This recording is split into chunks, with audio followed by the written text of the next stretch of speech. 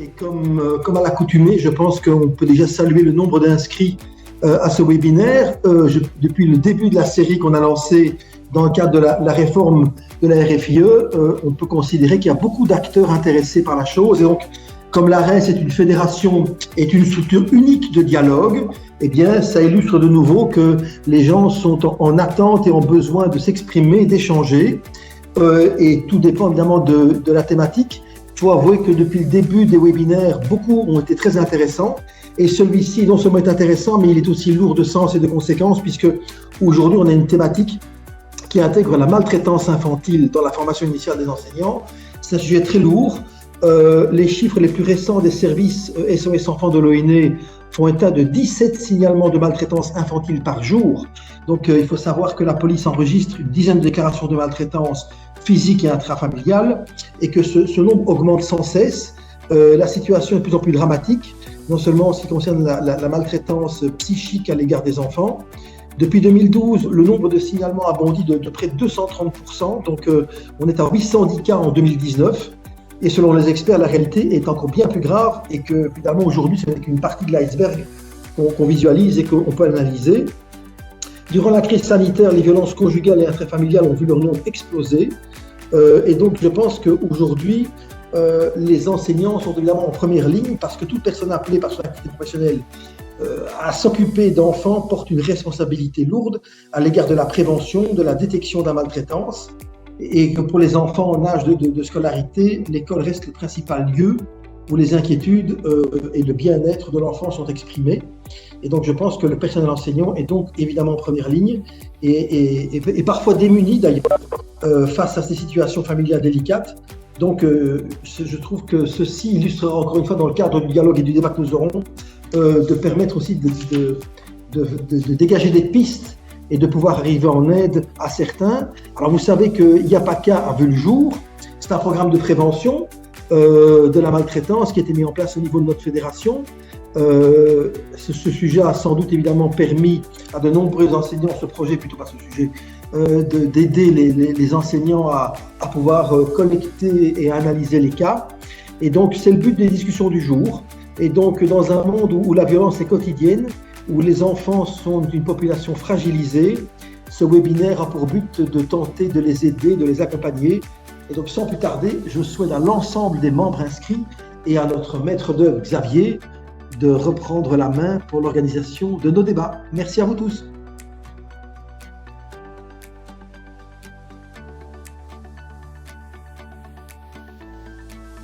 Merci Laurent.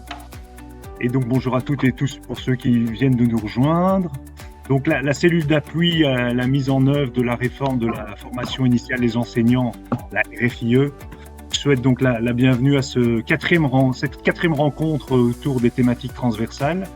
Et donc pour rappel, on a déjà eu trois premières rencontres l'année passée, fin de l'année passée. La première portait sur l'éducation à la citoyenneté mondiale, la deuxième sur l'éducation aux médias et la troisième sur l'égalité des chances. Pour rappel ou pour votre information, vous pouvez retrouver les vidéos, donc les retranscriptions vidéo de ces webinaires sur notre site internet, dans la partie événements. Et donc il y aura ensuite le 4 mars un 5e événement autour de la thématique de l'intégration du genre, et nous vous inviterons d'ici peu. Alors le propos de ces webinaires autour des thématiques transversales porte autour de deux thématiques, deux questions sur lesquelles on essaie d'apporter une réponse la plus complète possible en 2 heures. Donc comment aborder la thématique sur laquelle on travaille et quelles ressources et où trouver ces ressources pour justement opérationnaliser cette intervention autour de ces thématiques. Un troisième objectif est aussi lié au fait que vous êtes des acteurs du terrain, des enseignants dans le domaine, dans notre secteur, et on vous donne l'opportunité de rencontrer des experts du terrain, mais ici c'est IAPACA. Et donc l'idée est de faire des liens et pour vous d'initier éventuellement par la suite une collaboration avec ces équipes. Du feedback qu'on a et du retour qu'on a des 3 derniers webinaires sur les autres thématiques, ça fonctionne. En fait, il y a vraiment un retour et des collaborations qui commencent à se mettre en place avec les 3 autres intervenants de chacune des thématiques. Alors ici aujourd'hui, nous allons traiter de la thématique de la maltraitance infantile, dont Laurent a déjà tracé un portrait assez problématique. Et donc, il s'agit ici pour les acteurs de l'enseignement de répondre à des questions auxquelles ils sont confrontés par rapport à cette thématique. Par exemple, des élèves qui vivent dans une réalité difficile dans leur milieu de vie, comment réagir, comment travailler, comment appréhender ces problèmes. Donc les acteurs de terrain, donc vous formateurs, en tant que formateurs et les enseignants, vos étudiants, les futurs enseignants, ils vont se trouver souvent démunis par rapport à cette réalité. Et donc on va essayer de réfléchir présenter quel est le rôle qu'on peut avoir en tant qu'enseignant, quelles sont les bases légales et toute une série d'autres choses. Alors, pour apporter justement des éléments à cette réponse, comme l'a présenté déjà Laurent, on travaille avec l'équipe de YAPACA. Et ici, YAPACA est représentée par Audrey Haine, qui est chargée de projet de formation à la coordination de la prévention de la maltraitance chez YAPACA. Et donc, il va y avoir 2 moments de présentation. Le premier, c'est sur qu'est-ce que la maltraitance infantile, donc poser le cadre, quel est le cadre général justement de la prévention en Fédération Wallonie-Bruxelles, et pourquoi une sensibilisation à la maltraitance infantile est-elle essentielle dans l'équipe.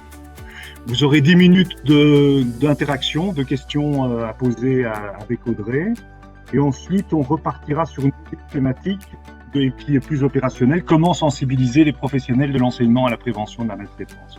Et là vous aurez aussi de nouveau donc 20 minutes de jeu de questions-réponses.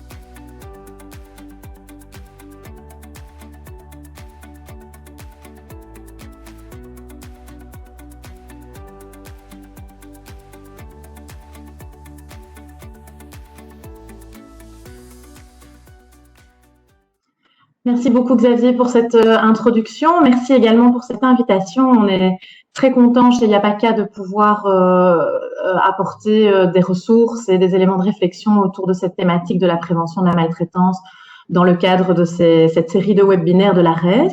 Donc, ce que je vous propose qu'on fasse aujourd'hui, c'est que dans un premier temps, donc, on aborde ensemble les enjeux d'une telle sensibilisation. Pourquoi est-ce que c'est important en tant que formateur, formatrice, enseignant de futurs enseignants, de pouvoir être sensibilisés à ces sujets? Quels sont les enjeux pour les professionnels qui vont se retrouver sur le terrain à peut-être parfois devoir faire face à une inquiétude par rapport à un élève, à une inquiétude par rapport à une situation familiale, parfois un dévoilement de maltraitance. Donc, dans un premier temps, ces 20 minutes seront consacrées à qu'on aborde rapidement, peut-être qu'on vous dresse un tableau assez succinct des derniers chiffres de la maltraitance signalés dans les équipes SOS Enfants, qu'on vous présente également les notions même de maltraitance, qu'est-ce que ça recouvre ce concept, quelles sont les bases légales associées, nos champs de la prévention, mais également vos champs et quels liens, quelles articulations on peut faire entre ces différents champs et ces prescrits légaux. Et puis, cette toile de fond qui est très importante pour nous, c'est la vision de la prévention telle qu'on la déploie en Fédération Wallonie-Bruxelles dans tous les secteurs. Donc, on travaille avec le secteur de l'enseignement et on a quelqu'un qui représente le secteur de l'enseignement au sein même de la coordination de la prévention de la maltraitance, mais également le secteur du sport, le secteur de la jeunesse, de l'aide à la jeunesse. Et c'est en collaboration et en co-construction que sont élaborés les outils et les ressources que je vous présenterai. J'en présenterai quelques-unes parce qu'on a peu de temps ensemble, mais je vous invite à aller sur notre site yapaca.be qui est réellement une mine d'informations sur des sujets très directement ou moins directement liés à la question de la prévention. Je pense à la question du cyberharcèlement dont on a pas mal parlé ces dernières semaines et qui met vraiment en réflexion et au travail les différents acteurs du système éducatif.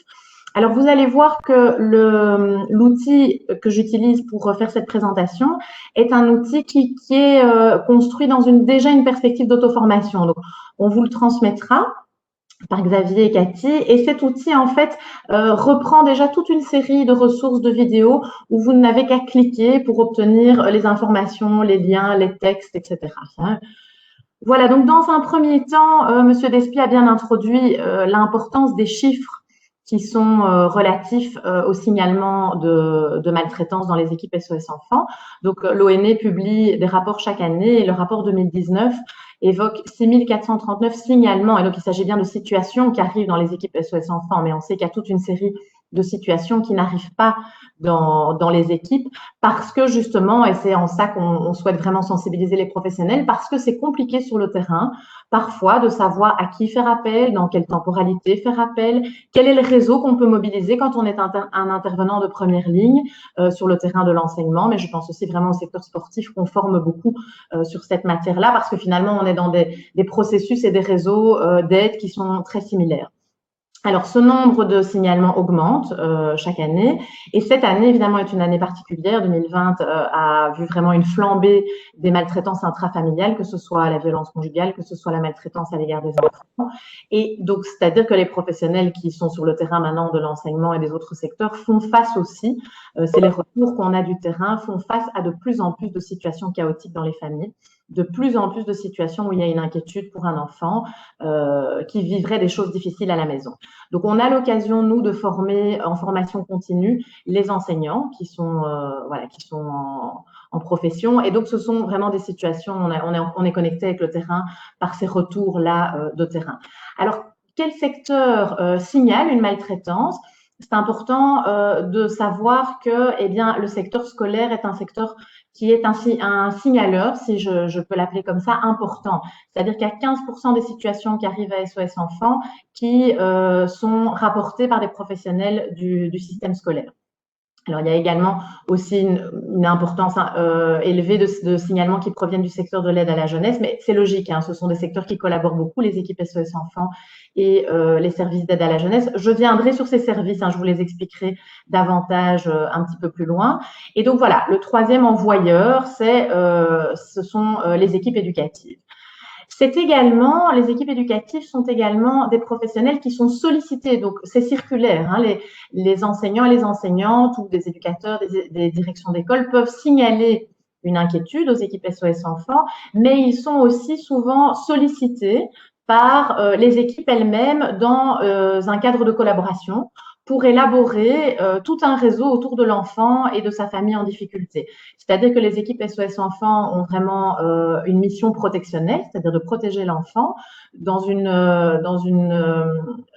situation non contraignante, c'est-à-dire que c'est un service d'aide non contraint.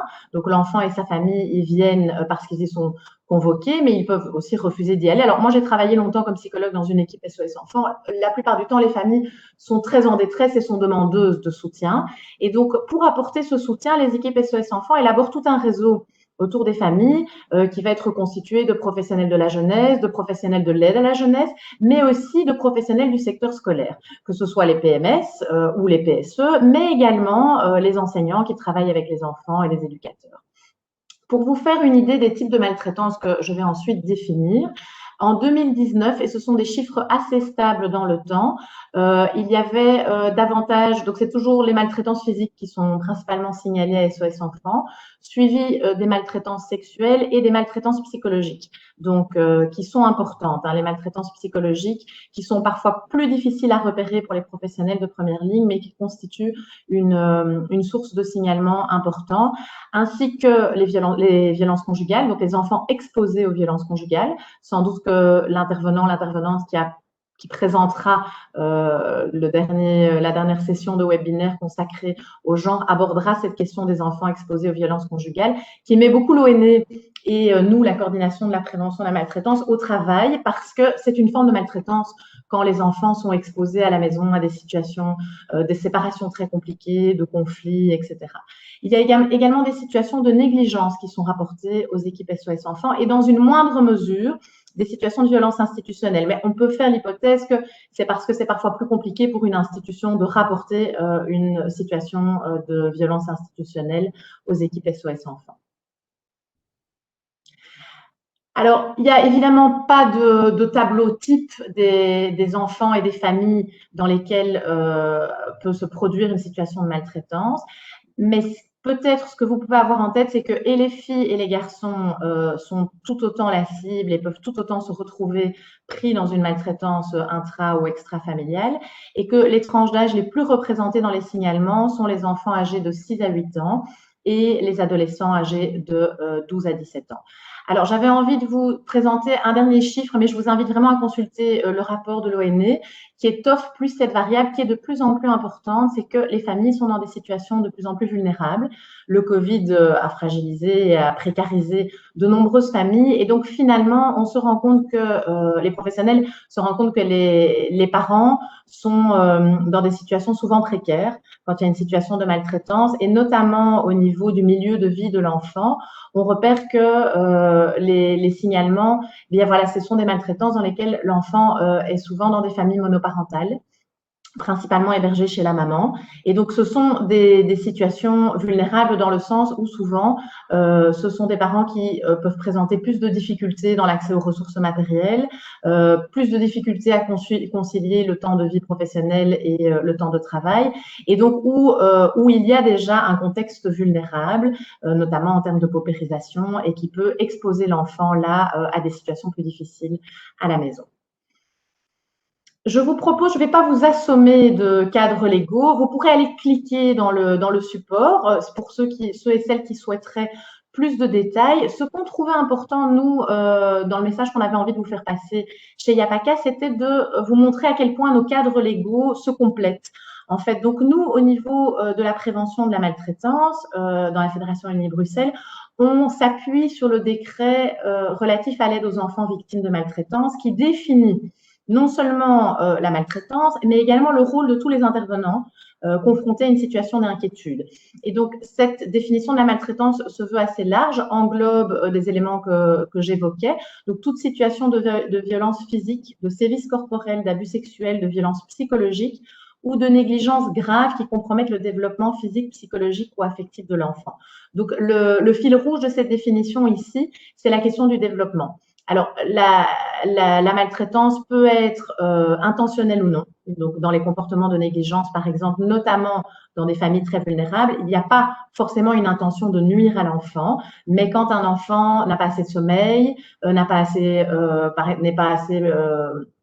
ne se retrouve pas dans des situations de loisirs ou de jeux, qu'il passe trop de temps devant les écrans, ou encore que donc certains professionnels du sport, et peut-être que ça parlera à certains d'entre vous, évoquaient des situations de malnutrition d'enfants qui n'ont pas de lunch à midi ou qui n'ont pas de collation, qui n'ont pas d'équipement. Ce sont toutes des situations qui peuvent mettre à mal, alors dans des situations de gravité différentes, mais en tout cas le développement physique, psychique, affectif, moteur aussi de l'enfant. Et là, en tant que professionnel, ça doit nous alerter. Là où un hématome va tout de suite être une alerte pour nous en tant que professionnels, c'est parfois plus difficile de repérer une situation de maltraitance psychologique ou de négligence.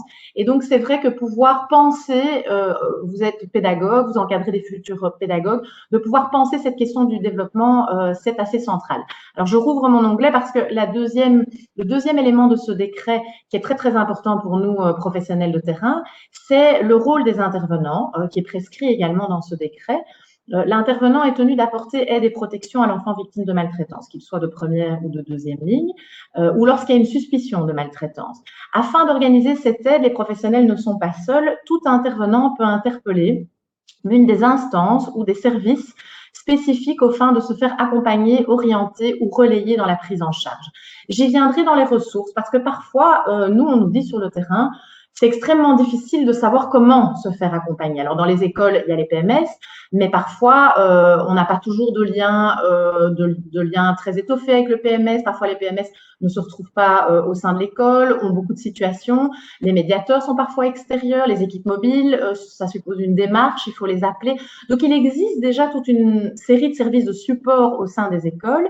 Mais parfois, quand on est un enseignant, une enseignante, un éducateur, une direction, on s'alerte, on s'inquiète, mais on ne sait pas sur quel fil tirer. Et donc, on a réalisé une affiche que je vous présenterai dans les ressources qui a pour objectif de façon assez simple, sur vraiment la taille d'un poster, mettre en avant ces différents circuits. Alors, on n'avait pas envie de les hiérarchiser, de dire il y a une chose à faire avant une autre, mais tout de même, c'est une série de points d'attention qu'on vous propose. parce que, évidemment, vous n'êtes pas seul et c'est un des fondements très, très importants de la prévention en Fédération Wallonie-Bruxelles, c'est de pouvoir travailler en réseau pour pouvoir aussi, en tant qu'intervenant de première ligne, être accompagné dans cette inquiétude qu'on peut avoir par rapport à un jeune ou à une famille. Alors, cette définition et ces missions des intervenants proposés par le décret de l'aide à la jeunesse recoupe vraiment finalement très fort les décrets que vous connaissez bien, qui sont les vôtres, hein, le décret qui définit la formation initiale des enseignants, ou dans les missions prioritaires sont évoquées. Attendez, non, ça, on est dans la formation initiale. Je voudrais avant ça vous parler du décret de 97 qui définit les missions prioritaires de l'enseignement et qui, voilà, avec l'article 6 cet axe de promouvoir la confiance en soi et le développement de la personne de chacun des élèves, on est tout à fait aligné sur l'article de l'aide à la jeunesse où finalement la question du développement de l'enfant est au centre de l'attention des professionnels. Alors, ça va plus loin avec l'article 8 également qui est connu des professionnels de l'enseignement, c'est que pour remplir ces missions, la communauté française éduque au respect de la personnalité, des convictions, au devoir de proscrire la violence, tant morale que physique, à la vie relationnelle, affective et sexuelle, et met en place des pratiques démocratiques de citoyenneté responsable au sein de l'école. Alors, avec le pacte, évidemment, et l'émergence des plans de pilotage, ces missions de prévention de la violence morale et physique ont été très opérationnalisées et sont en train d'être très, très, très opérationnalisées à travers un dispositif de prévention et de prise en charge des discriminations et des violences au sein de l'établissement scolaire, y compris des dispositifs spécifiques concernant le harcèlement et le cyberharcèlement et les événements d'exception, ainsi que les partenariats avec les services de l'aide à la jeunesse et de la médiation scolaire. Donc ici, les partenariats sont définis à travers évidemment des services de support et des services clés pour l'univers scolaire, mais nous allons compléter ça avec tous les services qui sont les services de terrain, de prévention et de prise en charge dans les cas de situation d'inquiétude, d'une maltraitance. Alors, je trouvais également intéressant, puis je vous laisserai aller chipoter et cliquer pour voir un petit peu ce que dit chaque texte, et vous verrez que finalement, on dit tous, chacun avec notre vocabulaire de notre secteur, la même chose. Une attention au développement de l'enfant, une attention à la prévention des violences physiques, morales, des négligences. Et alors, je trouve que le Code de l'aide à la jeunesse, qui date de 2018, apporte encore un éclairage qui est important pour nous, professionnels de terrain. C'est toute cette question de la vulnérabilité psychosociale des familles. Et donc, à travers ce Code de l'aide à la jeunesse, et c'est vraiment chapeau comme texte par rapport à nos différentes missions, est conçue la prévention comme un ensemble d'actions de type individuel, mais aussi collectif. Et donc, c'est là vraiment que nous, YAPACA, on vient, je dirais, proposer cette mission de la prévention. C'est au niveau de la collectivité qui est élaborée autour de l'enfant, au bénéfice des jeunes vulnérables, de leurs familles et de leurs familiers. Et donc, cette attention et cette importance accordée aux situations familiales vulnérables prend évidemment tout son sens quand on voit la paupérisation et la précarisation prégnante de ces derniers mois, mais même, voilà, c'est un processus qui malheureusement ne fait que se renforcer. Et donc, sur le terrain, les professionnels nous disent, dans nos missions maintenant, on doit encore en plus gérer des situations où on a des jeunes qui sont mis à mal, pas forcément maltraités, mais très fort mis à mal parce que vivant et grandissant dans des familles très vulnérables sur le plan socio-économique et socio-éducatif. Ce qui nous amène à sortir du prescrit légal pour vous proposer des éléments plus concrets de définition autour de cette question de la maltraitance. On va regarder une petite vidéo ensemble d'un pédopsychiatre qui a dirigé pendant plusieurs années une équipe SOS Enfants et qui, je trouve, explique assez bien en quelques minutes ce à quoi on peut être attentif, nous, en tant que professionnels, en fonction de notre posture professionnelle, parce qu'évidemment, vous n'êtes pas psychologue, vous n'êtes pas dans un centre qui va mener une analyse et un diagnostic de maltraitance, mais vous êtes en première ligne avec vous formez des enseignants qui vont être en première ligne avec des élèves qui vont voir plusieurs heures par jour et donc qui seront parfois les premiers alertés, informés d'une situation de maltraitance vécue à la maison. Alors, ce que ce pédopsychiatre relève, ce sur quoi il met l'accent, c'est que rarement, un signe isolé est rarement finalement à lui tout seul signe de maltraitance. Et donc, il insiste sur cette nécessité de pouvoir avoir une attention au contexte et donc une perception holistique de la situation, ce qui est parfois difficile, hein, parce qu'en tant qu'enseignant, on n'a pas toujours accès aux familles. Mais donc, du coup, il insiste aussi sur l'importance, au vu de sa posture professionnelle, de pouvoir s'appuyer sur sa hiérarchie, sur le reste des professionnels, sur les professionnels qui gravitent autour de l'enfant, le PMS, peut-être le secteur des loisirs, pour en savoir un peu plus sur le mode de vie de l'enfant, sur ce contexte qui, a priori, pourrait nous alerter, pour ne pas ni dramatiser, mais ni banaliser non plus.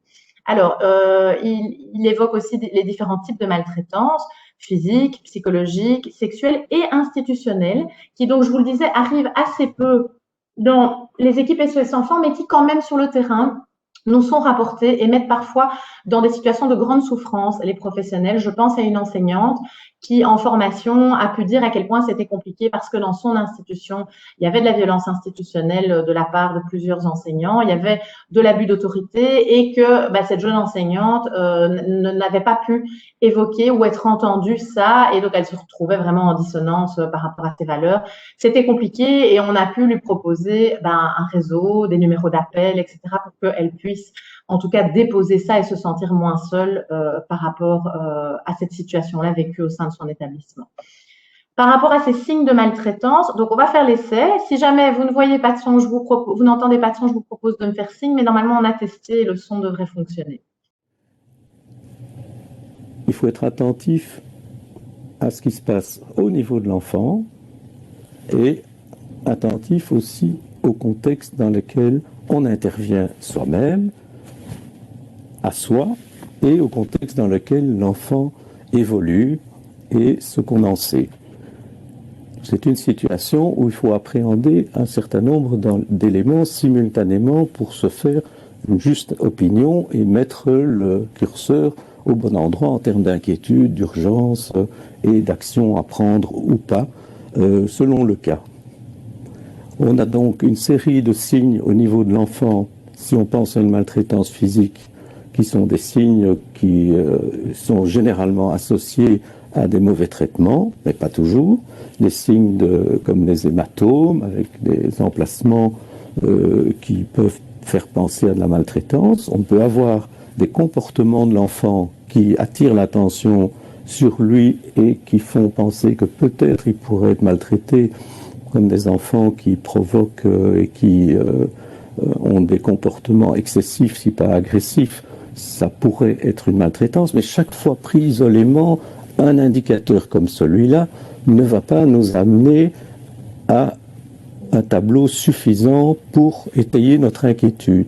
Il faut donc pouvoir, à partir d'un signe d'appel, chez l'enfant ou dans l'environnement qui peut être le fait qu'on perçoit une famille où il y a une crise, des violences conjugales, quelque chose de chaotique qu'on a perçu quand on était en visite à domicile ou de tout à fait inquiétant. Il faut pouvoir relier ces éléments à d'autres éléments simultanément pour se dire, ici, on pense à une maltraitance. Qu'est-ce qui est vraiment plus spécifique? Ce qui est plus spécifique, ce sont les signes au niveau de l'enfant ou la parole de l'enfant sur cette maltraitance, lorsque l'enfant se libère et fait une confidence. Là, il y a une inquiétude qui peut naître et qui doit nous amener à nous interroger et à essayer de bouger dans le bon sens et de documenter un peu mieux ce qui va appuyer l'inquiétude que l'on a ou plutôt dédramatiser la situation.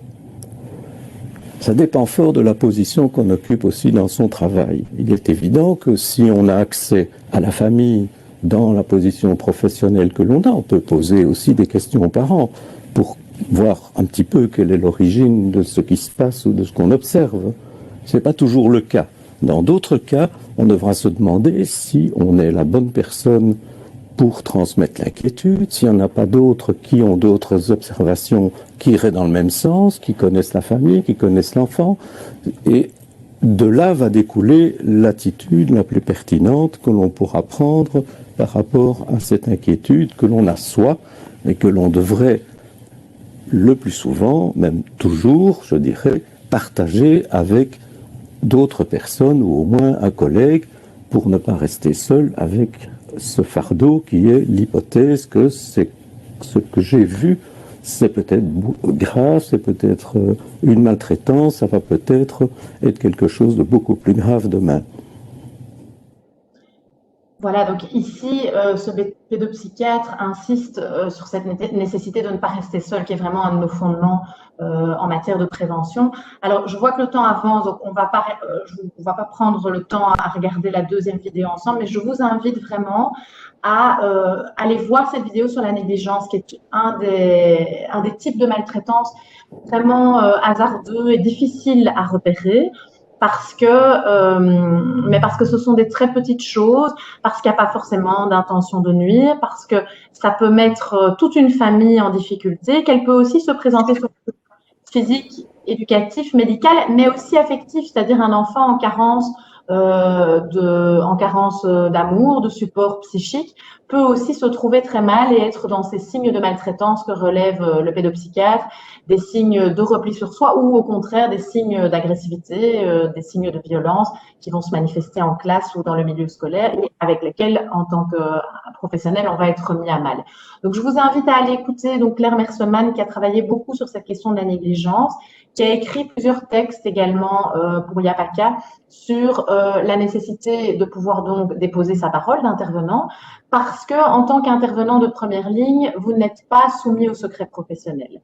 Vous êtes soumis au devoir de réserve, évidemment, comme un animateur sportif, en tant qu'enseignant, en tant que travailleur auprès de jeunes, mais vous n'êtes pas soumis au secret professionnel, ce qui vous permet aussi de pouvoir faire appel à tout ce réseau de l'aide, à ce support et à pouvoir ne pas rester seul avec cette inquiétude. Alors, oui.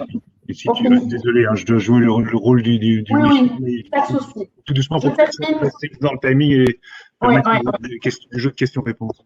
Alors, je termine sur ce slide pour la question des enjeux, parce que c'est important de pouvoir traduire les prescrits légaux en action, en pensée, en axe de travail. Et donc, au niveau de la Fédération Wallonie-Bruxelles, dans le cadre de cette coordination donc, qui rassemble tous les secteurs de la fédération, on a élaboré 9 fondements de la prévention. Je vous ai mis en bleu ceux qui sont vraiment, je dirais, à pouvoir mobiliser dans le cadre de vos pratiques professionnelles et dans le cadre de la formation des enseignants, qui sont des fondements, je dirais, ces 4 cartes à ne jamais perdre de vue en matière de prévention. C'est la question de l'intersectorialité. Donc, j'ai déjà beaucoup évoqué la nécessité de ce travail en réseau, de pouvoir faire appel. Plus concrètement, dans la deuxième partie, j'évoquerai avec vous à qui faire appel et quand faire appel. C'est lié avec toute cette politique de prévention en lien avec d'autres professionnels. Donc, on n'est pas seul autour d'une inquiétude de maltraitance. Et alors, ça va de pair avec le fait de pouvoir décharger, c'est vraiment un de nos gros axes de travail, décharger l'enfant du poids de la prévention, du poids de la responsabilité de sa situation. Donc parfois, il y a des professionnels qui nous disent « Oui, mais enfin, l'enfant n'a pas envie de parler, il veut garder le secret, il me fait confiance. » Et c'est là que les formations sont importantes, les ressources sont importantes, c'est que quand l'enfant vient dévoiler ou quand l'enfant vient montrer des signes, même s'il y a des loyautés évidemment qui le lient à sa famille et si il veut pas que sa famille explose ou que ses parents aillent en prison, il vient parler parce qu'il veut que ça s'arrête. Et donc pouvoir décharger l'enfant du poids de la prévention et en faire une affaire d'adulte qui vont travailler ensemble autour de l'enfant avec les parents. Hein. Dans la plupart du temps, donc en Belgique, on est dans une logique de déjudiciarisation. Et donc, dans un premier temps, il va y avoir évidemment une logique d'aide apportée à la famille, un suivi proposé aux parents. Et donc, si il faut faire appel à la sphère judiciaire, ce sera un dernier recours. Donc, pour protéger l'enfant dans un premier temps, et quand la situation rend ça possible, c'est une aide qui est d'abord apportée à la famille. Voilà. Et donc, évidemment, être dans cette optique de soutien et de bienveillance dans la rencontre avec les familles qui font partie de nos métiers de première ligne. Alors, les fondements orange sont également donc des gros axes de travail pour nous, mais peut-être davantage à développer du côté de la deuxième ligne. Je ne sais pas s'il y a des représentants peut-être d'équipes PMS ou de médiation, etc. Mais pour les futurs enseignants, les 4 fondements en bleu sont vraiment un focus et des points d'attention très importants. Voilà, je m'arrête, Xavier, et je me réserve pour les questions. Merci Audrey. Donc effectivement, on va s'octroyer, il y a un petit décalage, mais alors 8 minutes de questions-réponses. Après, vous aurez encore 20 minutes après la deuxième présentation, donc je pense qu'il n'y a pas de souci. Après avoir posé ce cadre, effectivement, après la question pourquoi sensibiliser à la maltraitance infantile est-elle si importante dans la FIE, est-ce que vous avez des réactions parmi les participants, des questions? Est-ce que c'est clair? Le cadre est-il bien présenté? Alors, effectivement, plutôt des réactions, mais pas de questions. S'il n'y a pas de questions… Moi, je ne vois pas les réactions. Je ne sais pas si je peux apporter des éléments. Tu vois ça dans l'outil chat, si tu appuies sur le bouton en dessous à droite, mais pas de réaction, pas de questions en tant que telle. Okay. Ça me semble très clair, évidemment. Je pense qu'on a les participants attendent sans doute la deuxième partie pour réagir. Oui, moi je pense que c'est voilà, la deuxième partie est plus concrète et donc je vois dans les réactions que ça semble évident en effet qu'il faut former les étudiants parce qu'ils vont être sur ce terrain-là et que dans une carrière d'enseignant, à un moment ou l'autre, on s'inquiète il peut arriver qu'on s'inquiète pour un élève qu'on a dans nos classes. Et donc je propose peut-être comme ça nous laissera un peu plus de temps pour les questions sur les ressources. Puisque je vais aborder cette question du que faire, à qui évoquer, à qui s'adresser, etc. Donc, Xavier, je propose qu'on entame la deuxième partie. Oui, tout à fait. Juste répondre à la question qui a été posée par monsieur ou madame Singleton, je ne sais pas. Donc, dans quel cours le décret prévoit-il de traiter de la maltraitance? Il n'y a pas de cours en tant que tel. C'est dans l'article 17 du décret de la FIE, mais c'est pas spécialement dédié à un cours, à une activité d'apprentissage. Donc, c'est laissé à la liberté de l'équipe enseignante. Alors, pour l'instant, c'est ça. Au niveau de l'enseignement, nous, on ne travaille pas au niveau des curriculums de formation initiale. C'est bien l'objet ici de pouvoir aborder cette question dans la FIE. Mais par contre, on travaille déjà depuis des années. On a une collaboration avec l'IFC, donc l'Institut de formation continue, depuis 15 ans, je pense, sur ces questions de prévention. Et donc là, on propose 2 journées complètes. C'est pas nous, YAPACA, qui formons. Nous, on propose nos outils, et donc on travaille avec des formatrices qui ont une expertise en équipe SOS Enfants. Donc, c'est-à-dire que l'idée est vraiment de pouvoir amener aux enseignants, c'est une formation ouverte aux enseignants, aux directions, aux équipes PMS, de pouvoir les sensibiliser sur ce réseau, justement, sur ce que faire, sur qu'est-ce que ça génère un dévoilement, sur comment repérer ces situations de maltraitance. Donc, c'est assez complet. Bon, évidemment, c'est peu, hein, ça reste 2 jours à la carte. Donc, bon, ça a toujours beaucoup de succès. On aimerait faire un peu plus. Et c'est vrai qu'avec la FIE, l'occasion est de pouvoir aborder de façon plus transversale cette matière-là dans le curriculum de formation initiale cette fois. Après, le temps que ça se mette en place, moi, je vous invite dans le cadre de vos pratiques de formateurs, de formatrices, de futurs enseignants, à faire appel à YAPACA. Que ce soit pour des temps peut-être de journées pédagogiques, de mise au vert, d'interventions courtes. On le fait régulièrement en haute école dans les sections pédagogiques. On vient pour 2 heures pour intervenir, pour proposer des outils concrets. On envoie nos ressources. Tant qu'on en produit, qu'on a du stock, on envoie plusieurs de nos ressources aux sections pédagogiques aussi de hautes écoles. Donc voilà, donc il y a déjà des choses qui se font. Maintenant, c'est vrai que on est une ressource pour vous en tant que tel aussi, donc il ne faut pas hésiter à vous adresser directement à yapaca.be. On est une petite équipe et donc on essaye de répondre autant que possible concrètement aux demandes en allant sur place, en intervenant, en proposant du support avec des ressources. Voilà, donc sur le comment, ce que je vous propose, c'est peut-être d'enchaîner donc avec cette partie beaucoup plus concrète sur le réseau de l'aide. Et je vous dis ici, l'objectif, c'est de vous présenter des ressources, mais c'est aussi de vous donner des clés pour pouvoir former directement vos enseignants, notamment à travers ce support-là. Et donc, une première clé, je vais passer ça. Oui, c'est simplement avant de commencer, mais on peut peut-être la traiter après, parce que c'est surtout sur le faire. Il y a une question, que faire lorsque ce sont les enseignants eux-mêmes qui sont violents? On peut peut-être revenir à cette question après ta présentation. On peut y revenir, oui, parce que c'est une question de violence institutionnelle qu'on traite en formation et donc on a différentes ressources. Donc, je propose qu'on y revienne. Ça va, on peut débuter la deuxième partie alors. On la perd pas de vue. Donc, j'avais envie de vous présenter ou vous représenter pour ceux qui la connaissent, parce qu'on a essayé de la diffuser assez largement dans les différents secteurs de la FOEB et donc dans le secteur de l'enseignement. Je ne sais pas si elle est arrivée dans vos établissements, dans vos hautes écoles, mais on a fait cette affiche pour tenter de simplifier un peu toutes ces fameuses procédures et de tout de suite mettre le focus sur que faire quand je m'inquiète par rapport à un enfant que j'accompagne. Alors, je l'ai déjà beaucoup dit dans la première partie, mais le fil rouge, évidemment, en tant qu'intervenant de première ligne, c'est de ne pas rester seul, même quand on a l'impression qu'on s'inquiète pour rien.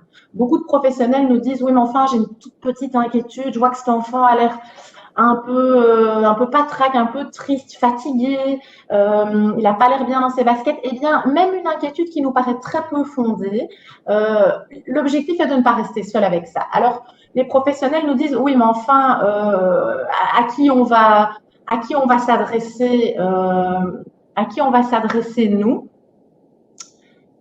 Alors attendez, je vois que c'est pas le bon clic, mais c'est pas grave, je vais vous le faire oralement. À qui on s'adresse nous quand on a une inquiétude comme ça? Dans un premier temps, ce qu'on vous invite à faire professionnel, c'est à vous adresser, à rester dans votre sphère institutionnelle. En tant qu'enseignant et enseignante, est-ce que vous pouvez vous adresser à votre direction? Donc, au niveau de l'école, je vous le disais, il y a déjà beaucoup de services de support. C'est pas le cas de tous les secteurs. Il y a parfois des médiateurs au sein de l'école ou à l'extérieur de l'école. On peut parfois faire appel à des équipes mobiles, à la cellule et au centre PMS. Le PSE, donc le service de promotion de la santé à l'école qui rencontre les élèves dans le cadre des visites médicales, etc., peut aussi vraiment être un soutien par rapport à une question, une inquiétude qu'on en aurait. Donc, dans un premier temps, allez voir du côté des relais de proximité, je dirais. À qui je peux m'adresser au sein de l'école? Alors, parfois, certains nous diront, mais au sein de l'école, franchement, personne, notamment quand c'est une violence institutionnelle. Notamment quand un enseignant prend un élève pour bouc émissaire, ça arrive, hein, donc qu'il y ait une maltraitance qui est liée à de la dynamique de classe, qui est liée à quelque chose qui se passe dans la classe ou dans la cour avec un adulte de l'école. C'est parfois du coup très difficile de s'adresser à l'institution. Alors là, on vous invite du coup à pouvoir vous adresser à la sphère de l'aide. Qu'est-ce que c'est la sphère de l'aide? On se dit parfois sur le terrain que la sphère de l'aide, ça a l'air immense. Pas du tout. La sphère de l'aide peut se résumer à 4 services. Tout d'abord, il y a 2 lignes d'écoute gratuites que vous connaissez probablement, le 103 et le 107. Peut-être que dans les webinaires précédents, ces lignes ont déjà été évoquées. Le 103 est une ligne d'écoute destinée aux enfants et aux jeunes. Et il y a une équipe de psychologues derrière, formée aux questions de prévention de la maltraitance, mais pas seulement, formée de façon très générale aux questions de bien-être et des droits de l'enfant. Le 107, c'est un numéro pour les adultes. Pareil, avec une équipe de psychologues. Alors, l'avantage, c'est que on peut passer un appel en toute confidentialité pour aborder son inquiétude et voir dans un premier temps, est-ce que j'ai raison de m'inquiéter? Je me sens un peu seule, je n'ai pas pu parler à quelqu'un de l'école parce que justement, j'ai l'impression que c'est un collègue qui malmène les élèves, parce que j'ai une direction peu soutenante, parce qu'on n'a pas de ressources au sein de l'école. Vous allez avoir là une première écoute et des premiers relais. Alors, après cette écoute-là, vous pourriez vous dire, ça reste insuffisant, je sens ce jeune-là, j'en ai parlé à ma direction, cette famille, ils doivent être vus par des professionnels. Juste un coup de téléphone, ça va pas nous rassurer. Le 3e service, très, très important, qui doit vraiment être un joker pour vous, c'est la carte à tirer quand il y a une inquiétude, ce sont les équipes SOS Enfants. Alors, peut-être que certains d'entre vous ont eu des expériences de collaboration avec les équipes SOS Enfants. Certains diront, oui, mais moi, on m'a dit que si c'était pas une violence, que si j'étais pas un membre de la famille, je pouvais pas appeler, etc. La plupart des équipes SOS Enfants, et nous, on travaille avec elles et évidemment, on les sensibilise à cette mission-là, ont dans leur mission de pouvoir répondre aux inquiétudes des professionnels de première ligne. C'est-à-dire qu'ils ont une mission d'information et de relais pour des professionnels du sport, de la jeunesse, de l'enseignement qui s'inquiètent. Si le psychologue de l'équipe SOS Enfants qui vous a au téléphone et puis qui dialogue avec son équipe trouve qu'il y a raison de s'inquiéter, peut-être qu'il va vous rassurer et dédramatiser la situation, mais peut-être qu'il va dire non, en effet, il y a vraiment des signes d'inquiétude, on vous propose de rencontrer la famille. À partir de ce moment-là, il y a une forme de décharge pour vous de la situation. C'est-à-dire que l'équipe SOS Enfants va contacter la famille. Vous allez donner le nom de l'enfant et l'équipe SOS Enfants va faire le suivi. À ce moment-là, vous avez déposé déjà quelque chose. Il est très possible que l'équipe SOS Enfants revienne vers vous pour une collaboration, pour que ça se passe bien autour de l'enfant. Mais en tout cas, pour faire une analyse de la situation, vous ne serez plus à ce moment-là présent.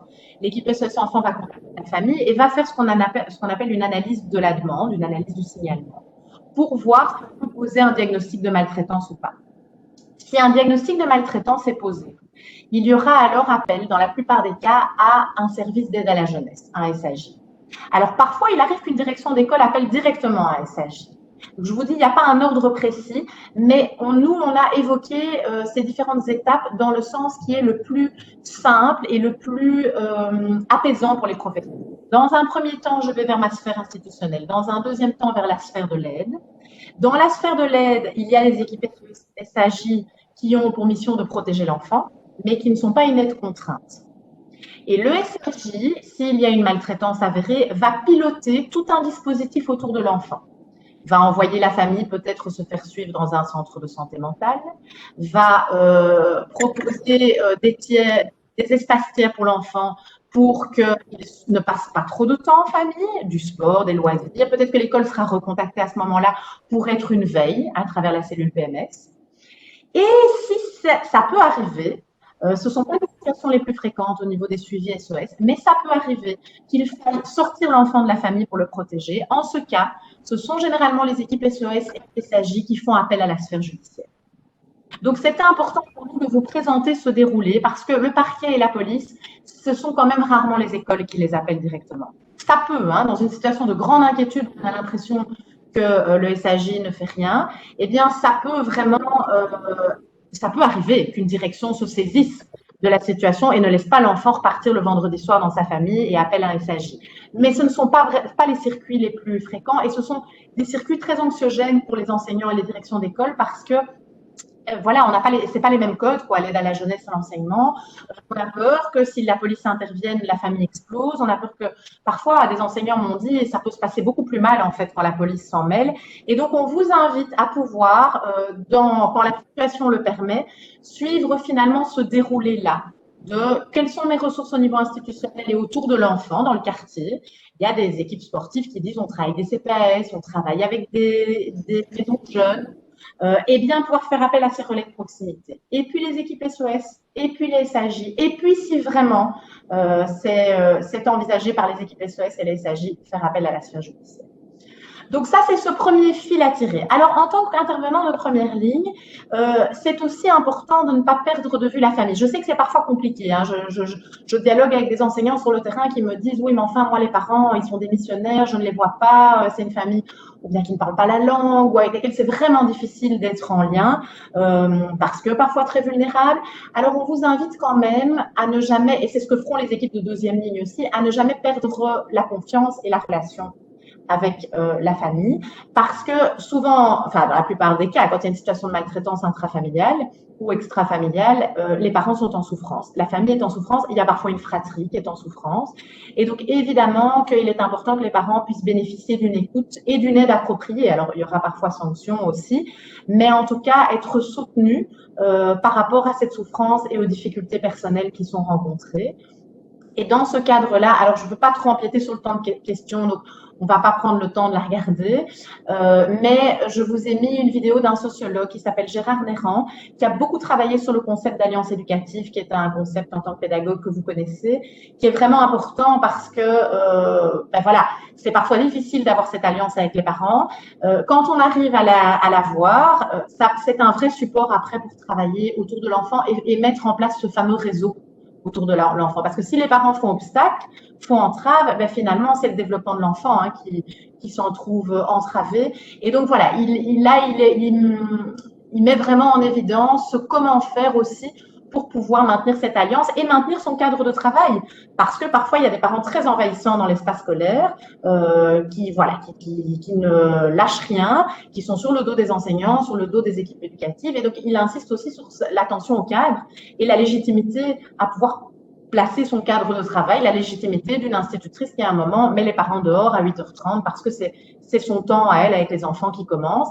Et donc voilà, c'est être dans cette posture un peu complexe parfois, mais de en même temps maintenir cette alliance avec les parents et en même temps pouvoir garder son cadre de travail, parce que en tant qu'intervenant de première ligne, vous êtes évidemment des personnes, on appelle ça, nous les psychologues, vous êtes du tiers, vous êtes un espace tiers, une personne tierce qui va permettre à l'enfant de respirer, quoi. C'est une bulle d'air, et dans les situations de maltraitance, l'enfant souvent choisit de dévoiler ou de montrer des signes de mal-être à ses enseignants, à ses animateurs sportifs, à des personnes qui sont vraiment des personnes de confiance et qui sont justement des tiers, des personnes hors de la famille.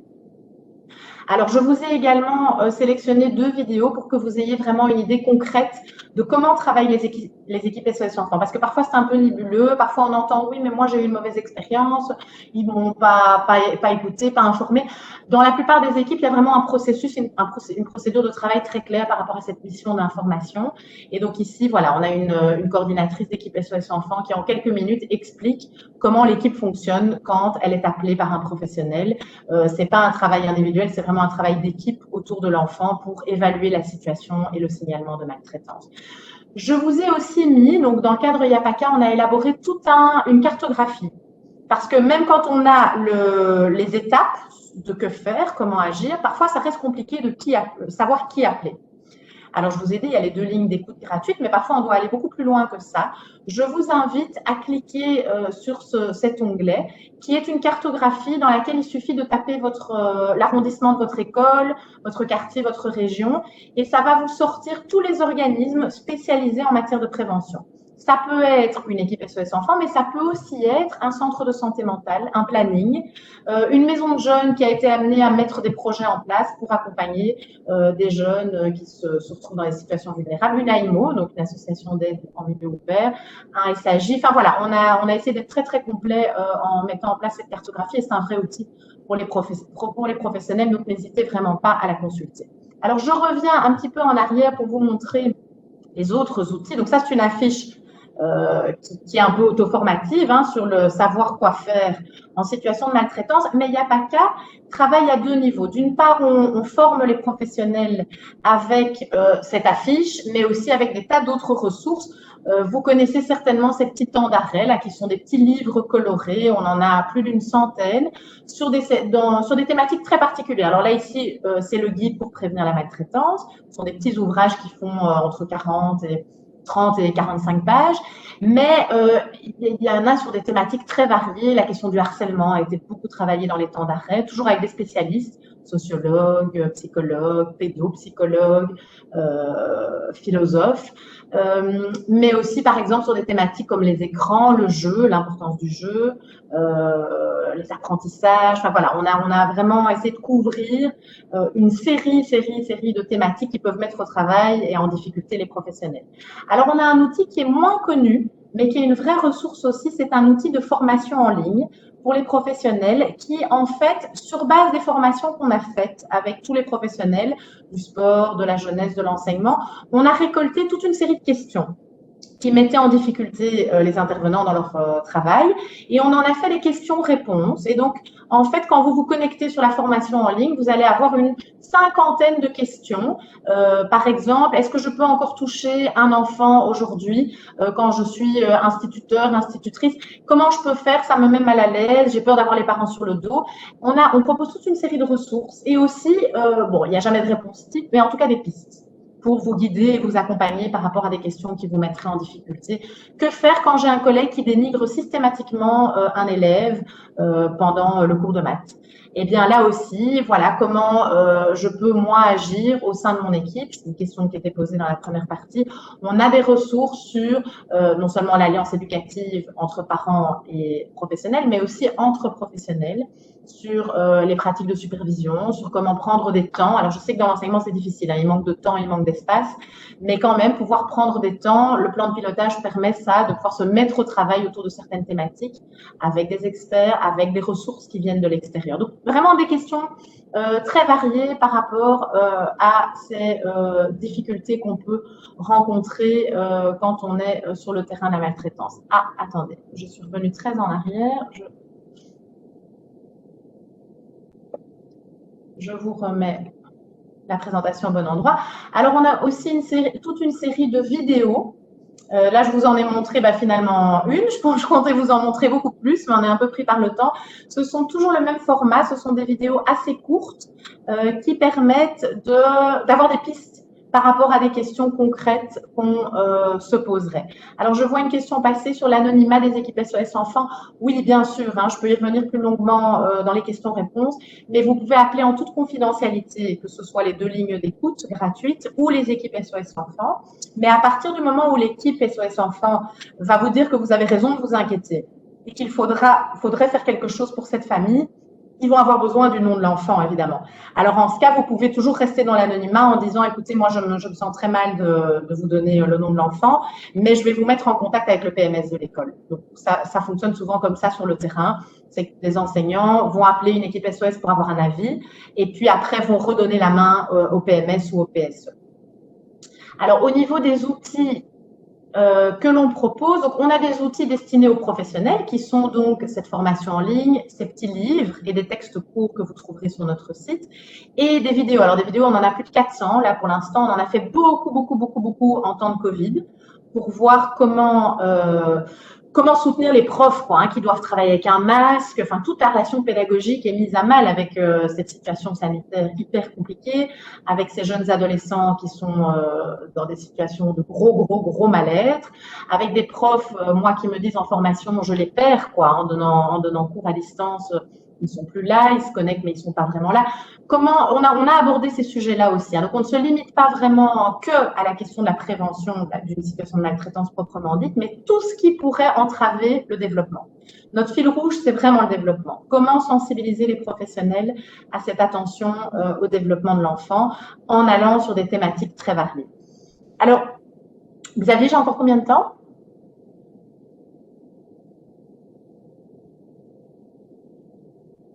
3 minutes. Ah oui, 3 minutes, ok. Alors, je vais juste terminer en vous montrant, mais vous trouverez beaucoup d'autres informations dans le support. Donc, je vous invite vraiment à, en équipe, aller le découvrir au gré des vidéos et des petits textes que je vous ai proposés. Peut-être je termine alors juste sur ce slide-ci, parce que Yapaka est surtout connu, Yapaka est moins connu pour ce que je viens de vous présenter, la fiche, les vidéos, les temps d'arrêt. Yapaka est surtout connu pour ses campagnes, parce que au-delà de la formation des professionnels, on essaye aussi de toucher les familles directement, de toucher les enfants et les familles. Et donc, pour ce faire, vous connaissez sans doute, si vous avez exercé en école secondaire avant d'être formateur ou formatrice, vous connaissez sans doute ces petits outils, Une vie de chien, le petit livre et la campagne Je t'aime, qui sont des outils qu'on veut proposer à travers les professionnels aux enfants. Donc, Vie de chien, il est diffusé chaque année à toutes les 4e primaires des écoles de la Fédération Wallonie-Bruxelles. Donc, c'est vraiment une diffusion massive. On le donne en 4e primaire parce que les illustrations et les textes sont pensés pour des enfants de 4e primaire. Et donc, c'est un outil qui permet tout doucement de sensibiliser l'enfant à travers des petites vignettes. Alors, les profs l'utilisent de façon très variée. Il y a certains profs qui n'utilisent que les illus. Il y a des profs qui le donnent aux enfants, mais qui ne l'utilisent pas en classe. Donc, l'enfant repart avec ça en famille. Il y a des profs qui font toute une séance sur les questions de vie de chien.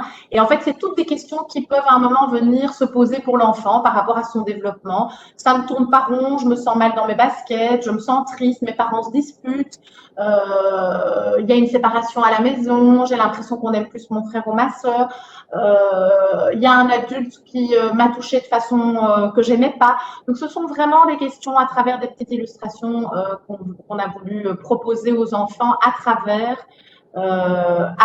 les enseignants. Alors, on fait des campagnes que vous avez peut-être vues à la télé sur justement les difficultés que peuvent rencontrer les enfants exposés à la violence conjugale à la maison. On a fait toute une campagne comme ça sur le conflit des parents, sur l'importance du jeu entre les parents et les enfants. Donc ça, c'est une campagne qui tourne encore régulièrement où on voit des papas et des mamans jouer avec leurs enfants. C'est très court, mais c'est pour mettre en avant à quel point le jeu, évidemment, va participer au développement de l'enfant. Et on a décliné cette campagne dans les écoles via ce qu'on appelle les récrés Je t'aime. Donc là aussi, je vous invite à cliquer et vous verrez les petites vidéos des récrés Je t'aime, donc qui est un concept qui a été développé par beaucoup d'écoles de la Fédération Wallonie-Bruxelles pour mettre l'accent sur le jeu libre, toute l'importance du jeu libre à travers des objets de toutes sortes qui sont amenés au niveau de l'école. Voilà, ben, je vais m'arrêter là et je propose, j'ai vu passer beaucoup de questions, donc je propose qu'on prenne un temps pour passer en revue toutes ces questions-là. Je vous remercie de votre attention. Merci Audrey, c'est vraiment une très chouette présentation, très concrète et les outils sont très clairs et très, très intéressants. Alors, je vais passer en revue les questions de façon chronologique, hein, on va procéder de cette manière. Donc, je reviens sur la question, que faire lorsque ce sont les enseignants eux-mêmes qui sont violents, parfois malgré tout et plutôt malgré eux, si je comprends bien la phrase. Donc. Oui. Alors là, je vous invite, donc, quand vous irez plus loin dans le support pédagogique, on a vraiment pensé une question sur la question du dénigrement d'un enfant, donc qui peut se passer dans des tas de secteurs professionnels. Hein. Qu'est-ce qui se passe quand à un moment j'ai un collègue qui malmène un enfant, qui dénigre un enfant? On vous propose plusieurs ressources. Alors, de nouveau, il n'y a pas de réponse toute faite. Je vous ai donné l'exemple d'une enseignante qui a vraiment été face à une omerta, quoi, dans l'école. Il n'y avait rien moyen d'impulser. Et donc, elle a fini par en parler en formation. Et en formation, on l'a quand même invitée à contacter une équipe SOS Enfants. Alors, les équipes SOS Enfants n'agissent pas du tout que sur les violences intrafamiliales. Hein. Donc, il y a aussi, d'ailleurs, ils ont une petite proportion, pas grand-chose, mais de violences institutionnelles qui sont signalées chaque année. Et donc, cette dame a été soulagée. On ne sait pas s'il y a eu des suites par rapport à cette situation de maltraitance institutionnelle, mais tout de même, elle a pu déposer cette histoire-là et elle a pu alerter une instance dont c'est la mission de protéger l'enfant. Et donc, probablement qu'il y a eu un contact des équipes SOS Enfants avec cette école. Et donc, on vous propose ici toute une série de ressources, notamment sur la question de la cohérence institutionnelle, qui sont sans doute déjà des thématiques que vous travaillez dans les cours d'éthique ou de déontologie avec vos futurs enseignants, avec vos étudiants, mais qui sont quand même au centre de cette question de la prévention. C'est-à-dire qu'on fait équipe autour de l'enjeu du développement de l'enfant, autour des droits de l'enfant. Alors, il y a plusieurs services. Hein. Il y a le DGDE qui est peut-être venu présenter aussi au sein des webinaires le travail qui est fait en Belgique francophone par rapport à la protection des droits de l'enfant. Mais donc, c'est vrai que pouvoir se mettre autour de la table sur cette question-là et connaître les services qui sont des services ressources à l'extérieur de l'institution, quand c'est l'institution qui met en difficulté, c'est évidemment très important. Ça n'empêche que ça peut poser des gros conflits d'intérêts, des conflits de loyauté. Enfin, ça peut générer de la souffrance hein, chez les personnes qui constatent cette situation de violence institutionnelle. Quand elle nous est évoquée en formation, souvent, on se rend compte que faire appel à quelqu'un d'extérieur à l'école, la plupart du temps, ce sont des équipes mobiles. Vous connaissez les équipes mobiles hein, de la Fédération Wallonie-Bruxelles qui interviennent à la demande de l'école. Eh bien, ça a pu permettre de débloquer des choses. Parce que c'est du tiers de nouveau, c'est du tiers qui arrive dans l'école, qui n'a pas de place dans l'école et ce sont des équipes de psy hein, généralement et donc qui viennent aussi pouvoir permettre aux professionnels de comprendre qu'est-ce qui se joue avec cette relation, pourquoi il est bouc émissaire. Souvent il y a quelque chose dans la relation qui vient mettre à mal le professionnel parce que ça active quelque chose chez lui et donc évidemment que comme un parent qui malmène l'enfant, il ne faut pas le laisser seul avec cette souffrance-là aussi. Voilà, je ne sais pas, madame, monsieur, si ça a apporté des éléments de réponse, mais je vous invite à aller cliquer sur ces ressources-là qu'on propose. Dans le guide pour prévenir la maltraitance, il y a énormément de petits textes et de petits chapitres sur cette question de la violence institutionnelle et des supports. Donc, il y a aussi un répertoire en fin du guide avec tous les services qui peuvent être mobilisés dans des cas pareils. Voilà. Merci Audrey. Donc une autre question, des institutrices rapportent à la personne qui pose la question qu'elles sont démoralisées parce que malgré les maltraitances avérées et l'intervention du SAJ, rien ne bouge. Donc que dis-tu à cela? Oui, ce sentiment d'impuissance des professionnels qui parfois ont fait appel je dirais rapidement et avec beaucoup d'attentes au secteur de l'aide, en fait, que j'évoquais tout à l'heure. Hein, donc, il y a des professionnels qui se disent ça va pas bouger, on va pas perdre de temps à évoquer trop autour de cette situation. L'enfant est mal, et donc nous, on va appeler directement le SAJ. Alors, c'est vrai que les SAJ sont saturés de signalements. Donc, moi, dans un premier temps, j'invite toujours à appeler les équipes SOS Enfants. Parce que les SAJ sont dans des délais de procédures qui sont parfois plus longs et que, en fait, de façon stratégique, contacter une équipe SOS Enfants qui, à son tour, va contacter un SAJ, ça peut être plus rapide. Donc, je comprends le sentiment d'impuissance de cette dame qui a vécu sans doute directement cette expérience ou qui a des stagiaires qui ont été confrontés à ça. Ça peut générer beaucoup d'impuissance, mais en même temps, j'ai envie de vous dire que moi, donc moi j'ai travaillé en équipe SOS Enfants, il y a des situations qui sont arrivées en équipe où il y avait des profs qui avaient été très démotivés parce qu'ils avaient appelé déjà des tas de relais, des tas de ressources, et finalement, ils n'ont pas lâché, quoi. Et quand ils sont arrivés dans le bon service, eh bien, c'est des situations qui ont été évidemment prises en charge tout de suite. Donc, c'est vrai que parfois, il y a tellement de services qu'on ne sait pas auxquels s'adresser. Je pense que dans un premier temps, les PMS sont un vrai interlocuteur. Mais bon, là, beaucoup d'enseignants me diront, oui, mais les PMS, ils sont débordés. Eux non plus, ils ne sont pas toujours très réactifs. Ça dépend des équipes, évidemment, ça dépend des situations. Et alors, vraiment, les équipes SOS Enfants. Avant même le SAJ, les équipes SOS Enfants sont vraiment un pivot, quoi, en fait, dans la mise en place de tout ce réseau-là. Merci Audrey. Donc, je ne vois pas d'autres questions. Je pense avoir des questions. Il y a simplement des questions pratiques de savoir quand et comment si les ressources peuvent être disponibles. Donc, on enverra évidemment les ressources que tu as présentées. Et si elles peuvent être diffusées sur les pages Moodle à destination des enseignants. Oui, tout à fait. Donc, le lien qu'on va vous envoyer certainement, mais même donc, toutes ces ressources que j'ai citées et beaucoup d'autres, hein, vous les trouverez sur notre site, yapaka.be. Il suffit de taper dans le moteur de recherche le thème, en fait, pour lequel vous avez besoin d'informations.